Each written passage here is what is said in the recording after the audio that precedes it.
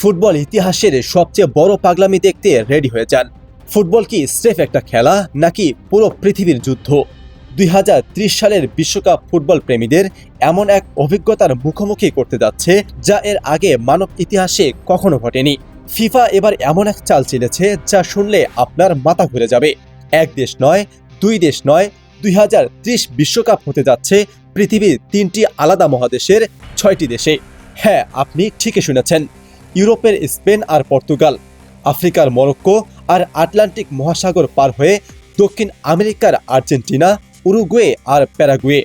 ফুটবলাররা উড়োজাহাজে করে এক মহাদেশ থেকে অন্য মহাদেশে ছুটবে আর তৈরি হবে এক নতুন ইতিহাস। কিন্তু কেন এই অদ্ভুত সিদ্ধান্ত? কারণ 1930 সালে পৃথিবীর প্রথম বিশ্বকাপ হয়েছিল উরুগুয়েতে। আর তার ঠিক 100 বছর পূর্তিতে 2030 সালের প্রথম ম্যাচটা লাথি মারা হবে উরুগুয়ের সেই ঐতিহাসিক সেন্টেনারিও স্টেডিয়ামে। এরপর খেলা চলে যাবে আর্জেন্টিনার বিখ্যাত মনুমেন্টাল স্টেডিয়ামে, যেখানে 1 লাখ দর্শক একসাথে গর্জে উঠবে। তবে আসল যুদ্ধটা কিন্তু দক্ষিণ আমেরিকায় নয়, আসল যুদ্ধ শুরু হবে ইউরোপ আর আফ্রিকায়, বিশেষ করে মরক্কো। তারা তৈরি করছে পৃথিবীর ইতিহাসের অন্যতম বৃহত্তম football stadium, grand Hasan 2 stadium. ধারণ ক্ষমতা কত জানেন? 1,15,000। মরক্কোর দাবি, ফাইনাল ম্যাচটা স্পেনের রিয়াল মাদ্রিদের ঘরের মাঠ সান্তিয়াগো বার্নাব্যুতে নয়, বরং তাদের এই দানবীয় স্টেডিয়ামেই হতে হবে। অন্যদিকে বার্সেলোনার 1 লাখ আসনের ক্যাম্প নুও রেডি হচ্ছে হুঙ্কার ছাড়ার জন্য।